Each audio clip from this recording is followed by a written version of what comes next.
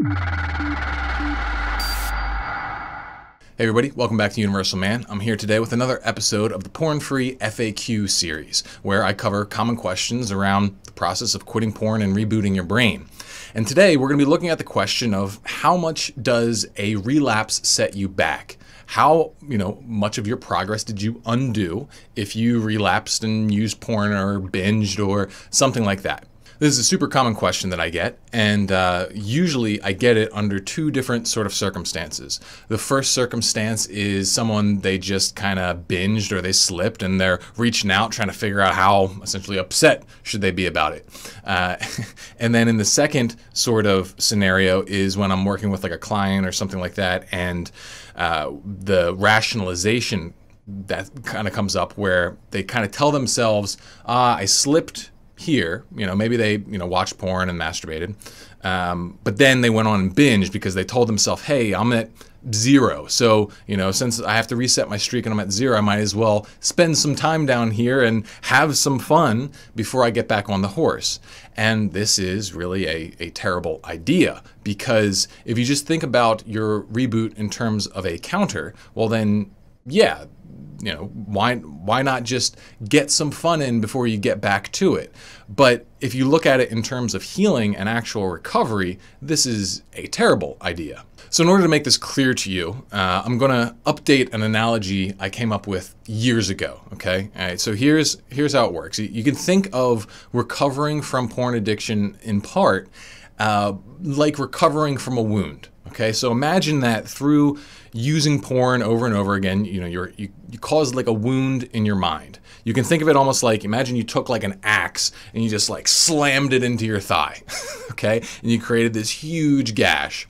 Now, obviously, this is not going to kill you in the same way that could if you like bleed out or whatever, but, say, you have a big wound on your leg like that, and it's got stitched or whatever, and you're trying to heal it up. What's going to happen? Well, it's going to be, like scabbed up, right? It's going to start, coming together. It's going to take a while for it to really heal. Now, if you binge, that's the equivalent of essentially taking that same axe and slamming it into your thigh in the same way. It's essentially recreating the entire wound, okay? Instead, if you just relapse once and you get back to it, that's kind of like taking like a small pen knife and stabbing it into the wound. Yeah, that's not helping your healing, it's setting it backwards, but it's not completely redoing all the damage. There may even be some healing that is maintained during that process, okay? And then probably like the lighter example would be if you look at some sexual imagery for a while and you step away, or you spend some intense amount of time fantasizing and you knock it off eventually. That's more just like picking the scab. So I know this is kind of gross, but I just want to make it clear that there are degrees to a relapse, with a binge being the most damaging. Literally what you're doing is you've reset all that neurological healing. Your brain is no closer to being recovered from porn and being lined up to a more natural sexuality. And, obviously, you're going to have to face all those cravings and urges again. Like, the reason why rebooting is hard is because you got to get through this hard period where your brain adapts, where you adapt to living a porn-free life, and you go through intense waves of craving and that kind of stuff. And that's why, I can make so many videos about this topic, because it is so challenging. And so when you binge, you're back to square one in terms of facing all that stuff again. Now, the problem with just acknowledging that is that it can be a very upsetting thing to think about, all right? Like, many guys, when they recognize this, they become devastated.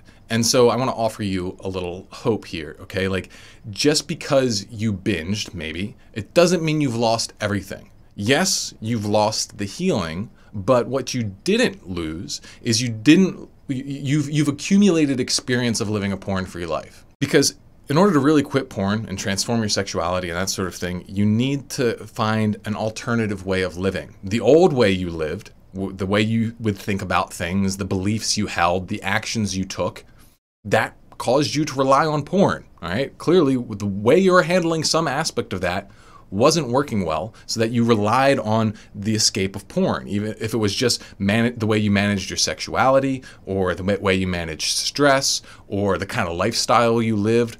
Something in that was off and allowed a porn addiction to thrive. Now, even if you relapse and even if you binge, but you spent a significant amount of time not doing that, then at least you started to build a new lifestyle. You started to gain experience and understanding of what it would mean for you to live a porn-free life. And I believe acknowledging this is super important because it allows you to approach any sort of slip soberly. Yeah, you might have messed up your healing, but you did manage to gain some experience, and it's going to make your next attempt stronger. So that's what I have for you guys today. Hopefully you found this useful. Stay sharp. I'll see you in the next one. If you're ready to kick your porn habit and start thriving in real life rather than living in a fantasy, then check out my free Reboot Regimen Guide by clicking the link in the description. In it, I'll teach you the system of simple lifestyle and habit shifts that I've used to help thousands of guys quit porn and transform their lives. Also, if you want to see more content like this, then you just need to press 2 buttons, the subscribe button and then the bell button to turn on notifications. And if you could leave a like while you're at it, I'd really appreciate it.